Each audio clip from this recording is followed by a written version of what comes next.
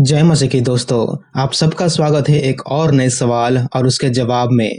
दुनिया में बहुत सारे लोग अपने धर्म के कुकर्म, अपने धर्म में हुए हिंसा, हत्या को हमेशा कुछ न कुछ संदर्भ दिखा के आप और मुझ जैसे मसीहियों को कहेंगे कि हमारे भगवान ने वो हत्याएं की, लेकिन वो धर्म की या लोगों की रक्षा करने के लिए किया। लेकिन यही मसीही विरोधी जब बाइबल को आधा अधूरा पढ़ेंगे और जहां जंग या कत्ल का जिक्र होगा उसका संदर्भ देखने की बिल्कुल भी कोशिश नहीं करेंगे, बस इल्जाम लगाते जाएंगे।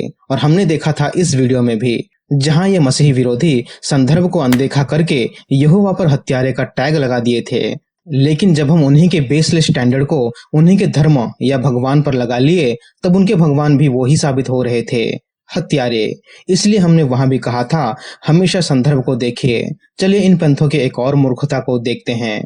निर्गमन 12 वचन 29 से, और ऐसा हुआ कि आधी रात को यहोवा ने मिस्र देश में सिंहासन विराजने वाले फिरौन से लेकर गड्ढे में पड़े हुए बंधुए तक सबके पहिलोठों को वरन पशुओं तक के सब पहिलोठों को मार डाला। और फिरौन रात ही को उठ बैठा और उसके सब कर्मचारी वरन सारे मिस्री उठे और मिस्र में बड़ा हाहाकार मचा, क्योंकि एक भी ऐसा घर न था जिसमें कोई मरा ना हो। अब इनका आक्षेप, वाह अच्छा, आधी रात को डाकू के समान निर्दयी होकर ईसाइयों के ईश्वर ने लड़के, बाले, वृद्ध और पशु तक भी बिना अपराध मार दिए। इसको ध्यान में रखिए, बिना अपराध यहोवा ने मिस्रियों को आधी रात में मार दिया। आगे पढ़ते हैं। और कुछ भी दया न आई और मिस्र में बड़ा विलाप होता रहा, तो भी ईसाइयों के ईश्वर के चित्त से निष्ठुरता नष्ट न हुई। ऐसा काम ईश्वर के तो क्या, किंतु किसी भले मनुष्य के भी करने का नहीं है।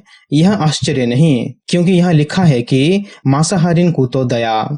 जब ईसाइयों का ईश्वर मांसाहारी है तो उसको दया का क्या काम है। तो आधी रात को मिस्र देश में सारे मिस्रियों की पहली संतान, यहाँ तक कि उनके पशुओं के पहली संतान को यहोवा ने मार डाला। यह हिंदू पंथ के लोग या कुछ मुसलमान लोगों को गुमराह करने के लिए ऐसा ही करते हैं। बाइबल के कुछ कुछ वचन को उठाएंगे और कहेंगे कि देखो, ये है मसीहियों के ईश्वर का असली चेहरा। उनका ईश्वर लोगों की हत्या करता है। लेकिन जब हम उन्हें ये सवाल पूछते हैं कि आखिर यहोवा ने उन लोगों को क्यों मारा, तब वो जवाब नहीं देंगे, क्योंकि उन्हें पता है कि संदर्भ उनके झूठ को एक्सपोज कर देगा। उन्हें पता है कि अगर वो ये बता देंगे कि यहोवा ने ऐसा काम क्यों किया, तब उनका झूठ पकड़ा जाएगा। इसलिए वो इस क्यों का जवाब हमें नहीं देंगे।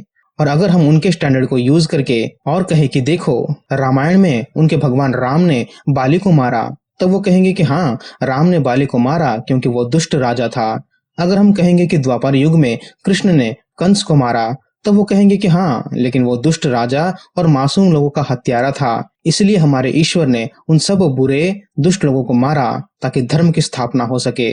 तब मेरा सवाल उनसे ये होता है, अगर आपके ईश्वर बुरे लोगों को, दुष्ट लोगों को मार के या दंड दे के धर्म की स्थापना कर सकते हैं, तो क्या हमारे ईश्वर वैसे ही बुरे और दुष्ट लोगों का न्याय करते हैं? तब क्या वो हत्यारे बन जाते हैं? ये कैसा दोगलापन है मेरे दोस्तों। तो चलिए अब बाइबल को पढ़ते हैं और देखते हैं कि क्या जो ये पंथ के लोग कह रहे हैं उसमें कितनी सत्यता है।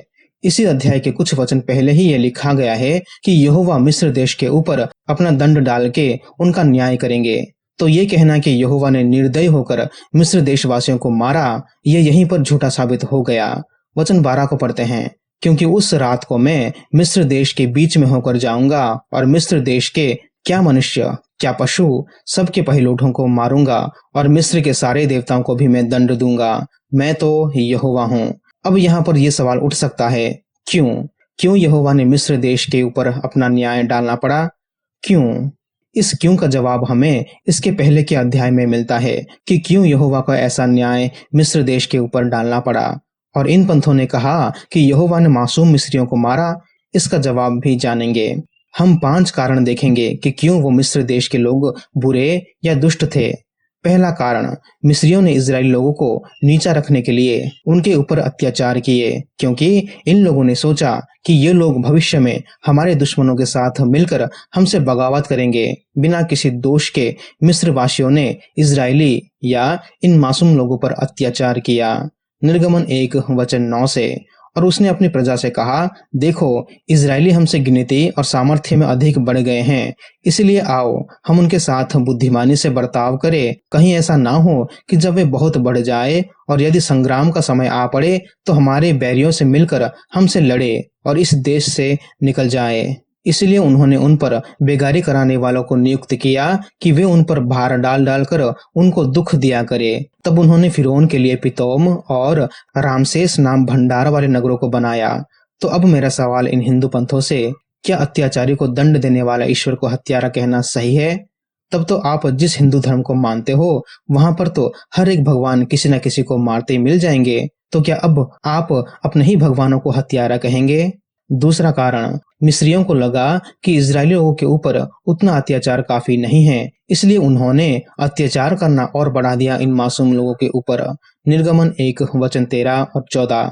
तो भी मिस्रियों ने इजरायलियों से कठोरता के साथ सेवकाई करवाई और उनके जीवन को गारे, ईंट और खेती के भांति भांति के काम की कठिन सेवा से दुखी कर डाला। जिस किसी काम में वे उनसे सेवा करवाते थे उसमें वे कठोरता का व्यवहार करते थे। तीसरा कारण, एक समय ऐसा था जब फिरौन ने आज्ञा दिया था कि जो भी बच्चा जन्म होगा अगर वो लड़का हो तो उसे मार दो। और ये ध्यान रखे, सिर्फ पहली संतान को नहीं, सभी नवजात इजरायली बच्चों को मारने की आज्ञा मिस्र के राजा ने दी थी।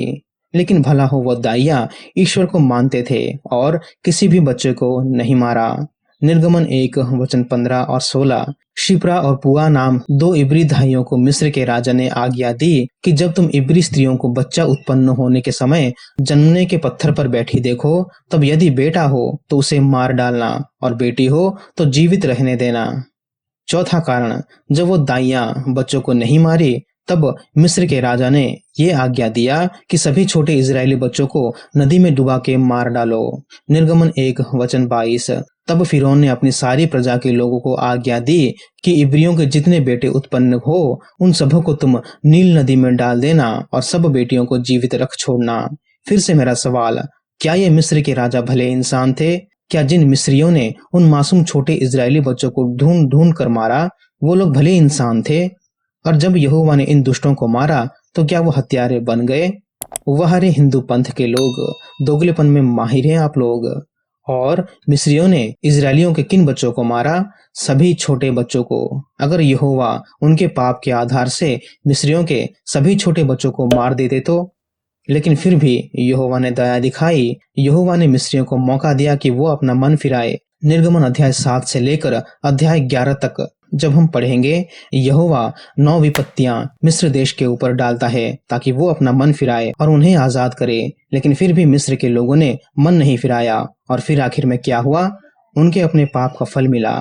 यहोवा परमेश्वर ने उनका न्याय किया। अध्याय 12 में अगर इन हिंदू पंथों को या फिर मसीह विरोधियों ने बाइबल को पढ़ के ये आरोप लगाया है कि यहोवा ने उनको मार के अन्याय किया, तब इनको आप सभी लोग पूछना चाहिए कि जो जो अत्याचार मिस्रियों ने किया, लगता है आपके हिसाब से वो अच्छा काम है?